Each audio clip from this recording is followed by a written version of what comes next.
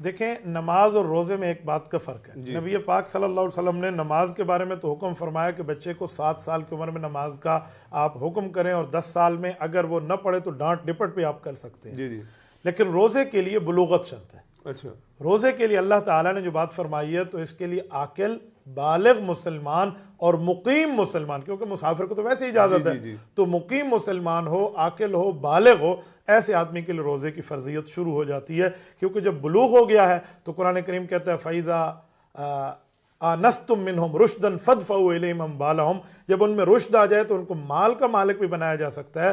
تو رشد کا ایک معنی بلوغ بھی ہے، لہٰذا بالغ ہونے کے بعد اس آدمی پر روزے فرض ہو جائیں گے. بچی اور بچے کی بلوغت میں ایک تو عمر کی حد بتا دی گئی ہے، اور دوسرا بلوغت کی علامات اور نشانیاں جس سے انٹروڈکشن ہو جاتا ہے ایک بندہ بالغ ہے، یہ بتا دیا گیا ہے.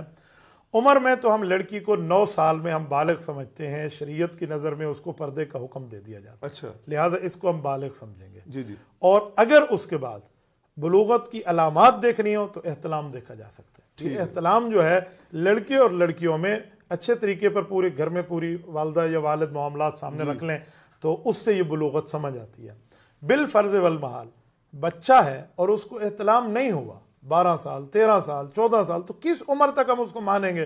تو شریعت نے اس کی آخری حد 15 سال مقرر کی ہے. اچھا، جب 15 سال لڑکے کی ایج ہو گئی ہے تو لہٰذا وہ شریعت کی نظر میں بالغ ہے، اگرچہ اس کو احتلام نہ ہوتا ہو. نہیں ہوتا اس کے باوجود وہ امامت کا بھی اہل ہے، نمازوں کا بھی اہل ہے، اذان کا بھی اہل ہے، اور روزے کا بھی اہل ہے.